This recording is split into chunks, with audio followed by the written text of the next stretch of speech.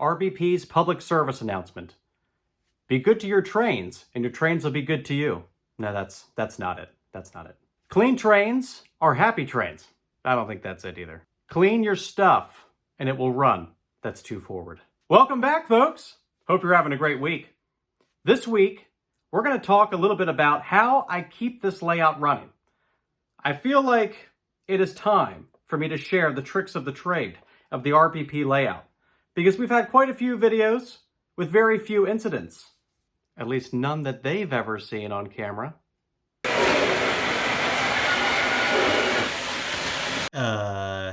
We're talking about how to keep your trains running, because clean trains are happy trains. And to help us with this otherwise mundane topic is this amazing streamlined Weaver brass Blue Goose steam engine. We're going to use this train tonight for some of the demonstration, and obviously we're going to run it around the layout, because listening to me talk about how to clean your track could be a bit of a snooze fest. But you know what? We got to do the housekeeping. I'm just so excited to talk about layout maintenance. I think this topic deserves a little toot toot.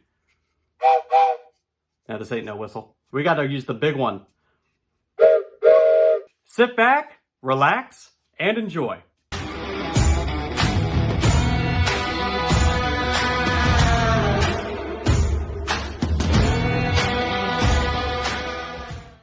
Tonight we're going to go through some of the ways that I keep this layout running.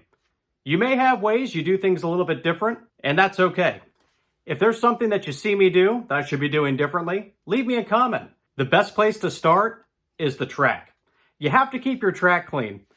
The majority of issues you may have running trains will stem from dirty track. And the way I keep my track clean is I use a special cleaner. I'm going to link everything in the description below that we're going to see tonight. This is Track and Rail Cleaner, model number ACT6006, and I will link this below. You can get this from just about any hobby shop. And along with this cleaner, you're going to want to have a healthy stash of microfiber cloths. Now, there's a lot of different things you can use. This is what I like to use because it does a really great job of keeping the track clean. It evaporates almost immediately. It also helps with conductivity. This hobby is all about electricity getting from the rails to your engine so it can run. Science. Without proper conductivity, your trains may not run the way they should. So not only is this cleaner great for cleaning the track, but it's enhancing the electrical contacts between the engine and the rails. The microfiber cloths are great because they're also dusting your track, because tons of dust will settle on these layouts. You ever gone to see a train layout and it's caked in dust? We're going to talk a little bit about how I get rid of my dust as well. Let's start with the track cleaner. I take my cleaner, pop the top in a microfiber cloth, clean, use a clean one. It's going to make a mess of your microfiber cloth, so I'm just warning you. You may want to throw it out after use, or you're going to need to soak it in some sort of cleaner if you want to reuse it again. So I'm just going to apply a little bit of this cleaner. This one's brand new. Not even opened yet. All right, let's try one that's been opened. So we're going to put a little bit on my cloth. You can see we're just going to get the cloth wet here. It's not a lot. You don't need a lot to do this. And we're going to wipe down the track. And again, I typically will get up off of my seat and walk around the whole room. But we're not going to do that for this video. You don't want to watch me clean my track for an hour. I'm going to really wipe down the rails. We're going to go between them. On my track, it's a little bit easier because it's fast track. If you're using Atlas or Gargraves, you're going to have ballast. Just mind your ballast in your scenery. And look, there we are. It should look like this. This actually doesn't look too bad. Now, some folks may be wondering, RBP, what do I do if I can't get to a portion of my layout? You can use one of the track cleaning cars. You can also build your own track cleaning car. My buddy Zach over at Country Bunkers Trains built his own track cleaning car. He took a flat car and applied a cloth to the bottom, put some weight on top. I think he used like Campbell's soup or something. It's really awesome. So that method would allow you to apply your cleaner and run it around using a train so that you can clean the areas of your layout that you might not be able to reach. The way this layout's laid out, that was weird. I'm able to reach every section of track by walking around the layout.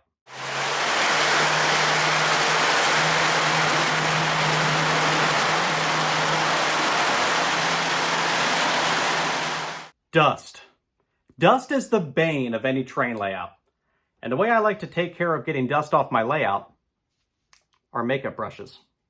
Gentle enough for my face, gentle enough for my trains. I don't think I actually, no, I didn't. Don't use ones that have had makeup on them. These are fresh, and I've only ever used these to clean my engines and my buildings and my figurines and my bridges.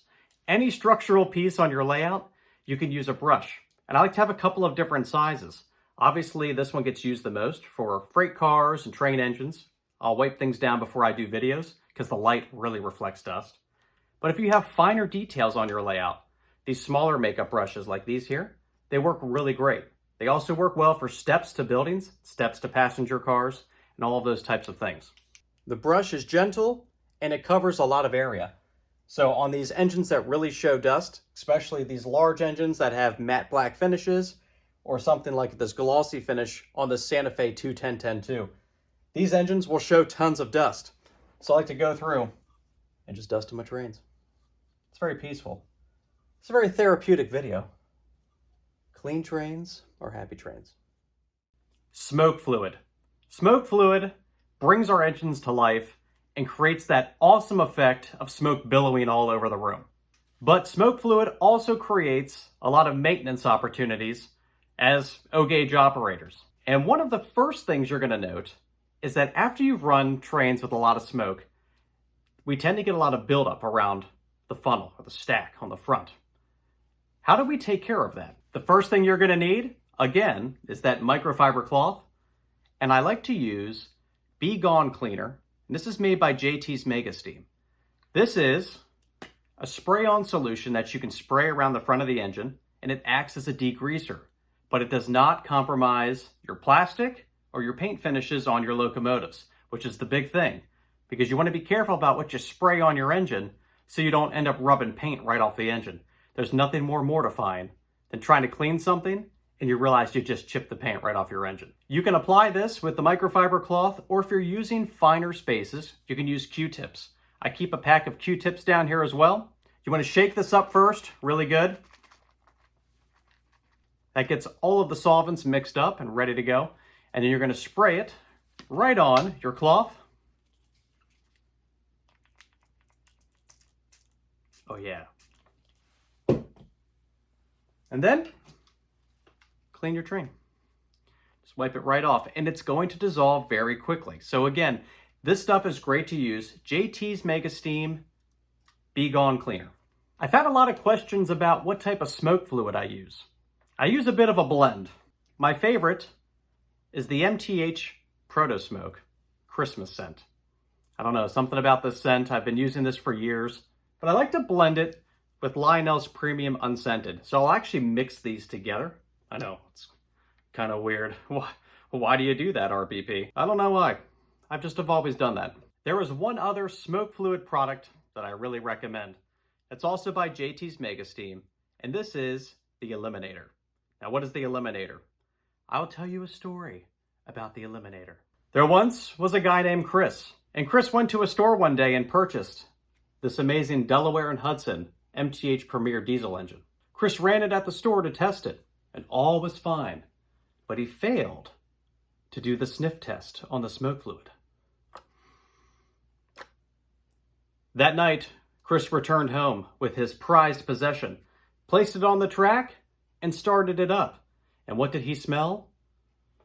Diesel smoke fluid. Listen, I know there's all kinds of preferences out there around smoke fluid, but diesel smoke fluid stinks. This train made my house smell like a diesel fuel spill. What did I use? Eliminator. I put Eliminator into the engine. I let it sit overnight. I ran it a couple of more times over the next few days and just kept using Eliminator to flush out the smoke unit. If you like diesel smells, I'm sorry. Keep using it. Just don't invite me over to your layout. Last thing, for all of my post-war friends and my vintage collectors, you want smoke pellets. Gotta have smoke pellets if you're running vintage trains. These came from trains.com. So I know trains.com still stocks these. Check your local shops as well. Chances are they may have bought them from trains.com.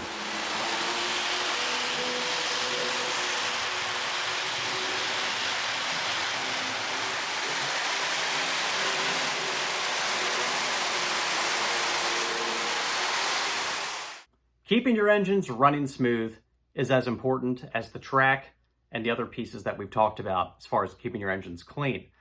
I prefer the Labelle 107 oil. I think you all have seen me use this many a time. You want to keep your stuff running nice. Because as we always say, clean trains and grease trains are happy trains. This 107 oil is great for your typical maintenance. So side rods, axles.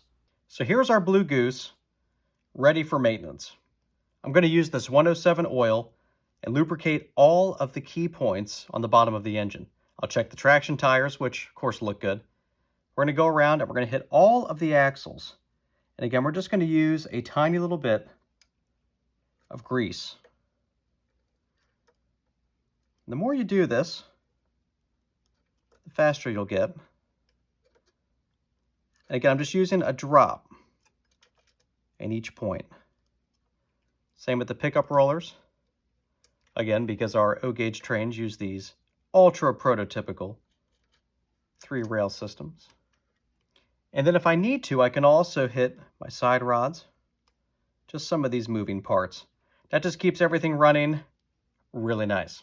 It's great for your rolling stock as well. I use it on my passenger cars and on my freight cars. It just gets the job done, especially when I have squeaky wheels. And when you run trains a lot, you're gonna get squeaky wheels, so just be ready. The pesky observation car got me. Listen to this. Hear the squeak? It's like nails on a chalkboard. Let's fix it. Again, just a drop on each one of these axles. Let's see how it does. For my post-war friends out there, don't forget to keep D batteries on hand. Why? Why keep a D battery? Because if you have 3, you're going to want to make sure that your ultra prototypical post-war horn is ready to go. Check this out. This is one of my favorite vintage sounds.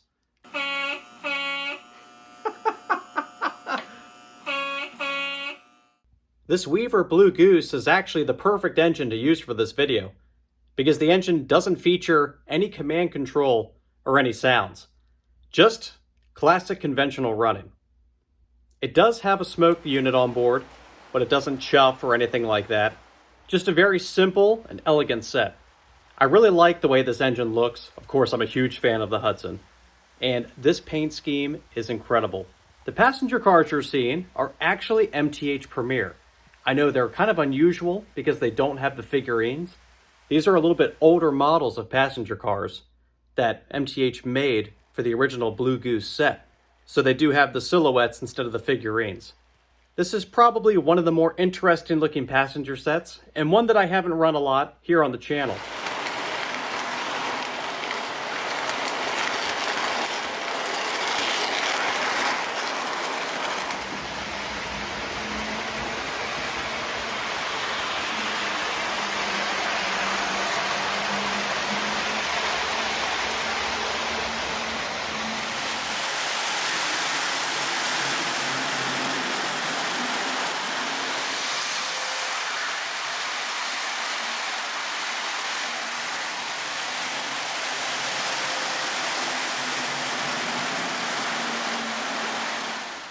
I'd love to hear how you all take care of your layouts. Leave me a comment.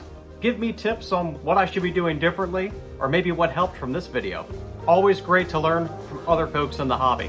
As always, a huge thank you to all of my subscribers and everyone who's been supporting this channel. My name is Chris, and this is RBP Trains. We'll see you next time.